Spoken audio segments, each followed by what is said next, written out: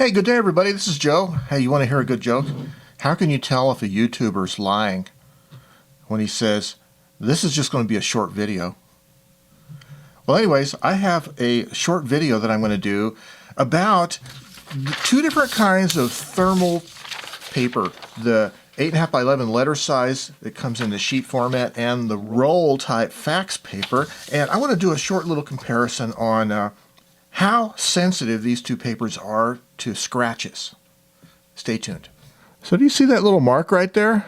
That's the reason why I built this little box, this little holder for thermal fax paper, like a dispenser pack, because at least this Brother brand that I've been buying online, it seems to be kind of sensitive to scratches. So just so you know, thermal paper, the front side of it has a special coating that is designed to turn dark with heat, but it also has this side effect where it'll turn dark with pressure. So pressure or heat will turn it dark. So you can take your fingernail and you can run it across the front side of the paper and it's going to make a mark. So an example would be, I have these two sheets of paper that I wrote when I was up in Santa Fe last week. So on your left is the letter size sheets of thermal paper, and on the right side is a part of the roll thermal paper. Right up along here there's these dark streaks, see that?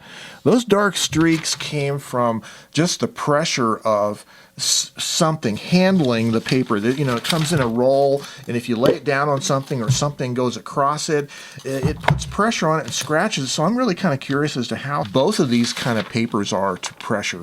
And the reason why I want to do this comparison is I had a stack of these writings that I recently did, and this letter size thermal paper was on the top of that stack, and this section of the roll type paper was on the bottom.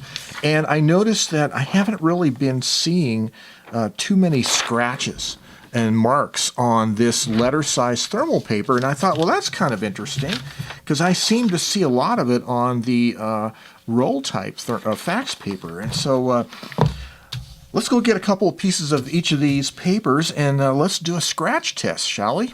Okay, we're going to do the old fingernail scratch test. So roll fax paper on the left, the letter size cut sheets of paper on the right. Let's just...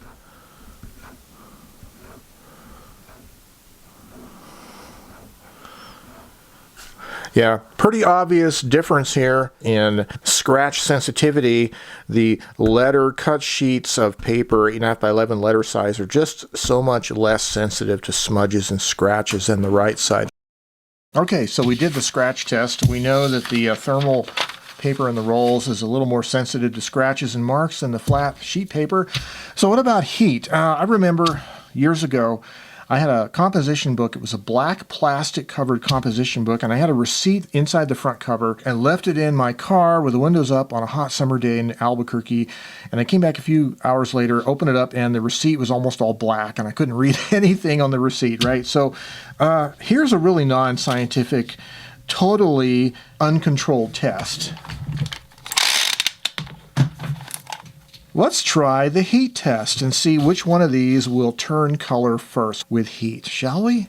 Okay, so I have the iron set to the silk mode, and I have an aluminum clipboard situated underneath both of these pieces of paper so that it won't hopefully discolor my fake wood-grained tabletop that's really plastic. Okay, so I'm going to just take this iron and rub it along the interface between both sheets of paper so they both get even amounts of heating. 1,000, 2,000, 3,000. Oh, that's interesting. Did you see that? Yeah, there's a Rorschach test for you. What does that remind you of? You had a bad childhood, I can tell. What does this prove? It actually proves absolutely nothing. The thermal sheet paper is on the right, the roll fax roll paper is on the left, and you look how the shadows on the roll paper look kind of this dark charcoal color. They don't get entirely black, but on the sheet paper it gets much closer to being black, and yet the lighter tones are sort of almost this warm tone, almost like a greenish cast. Of course, you're not going to see that with thermal typewriters because they print pretty much either completely black or nothing at all. But there is a little bit of a grayscale modulation into that, which is an interesting whole nother idea into itself. But anyway, there is an interesting difference in density between the two. They were both heated equal amounts of temperature for equal amounts of time. So not only is the roll paper more sensitive to scratches, but it doesn't really render quite as dark of a black under the same conditions. And so this sheet paper looks like it's just a little bit better of a grade of paper. But with our unscientific accelerated age heat testing, does it mean the better quality letter size sheet paper is going to fade quicker with the exposure to heat? Well, it is a little bit more sensitive, but I don't really know how scientific this test really is. So it's always a good idea just to keep any kind of thermal paper preserved under room temperature or colder conditions, just to be safe with it. So what kind of thermal paper is right for you when you're looking for letter width paper? Thermal fax paper in the rolls, thermal paper in sheets. Well, of course, sensitivity to scratches is only one aspect of it, right? There's availability and cost.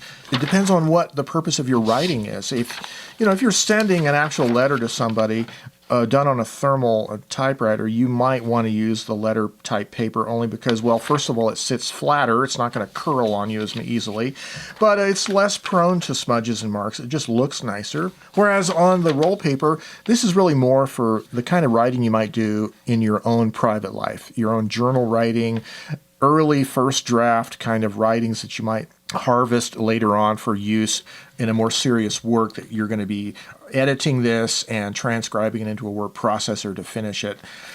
Again, it depends on your intent and what you're doing, but certainly there is a difference in these two kinds of paper as far as their sensitivity to scratches and marks and all that, which is one reason why when I do use the rolls of paper, I like to have a little container, a little box to protect them in. I'll put links down below for both the Brother sheet paper, letter sheet paper, and this Brother 2-pack of thermal fax paper. Plus, I'll give you a link for one of the big box retailers. A couple of them have some thermal fax paper rolls that are less expensive than the Brother stuff. Okay, leave a comment down below if you can, please. Any questions, comments, concerns. And until next time, stay creative and have yourselves a great day. Bye-bye for now.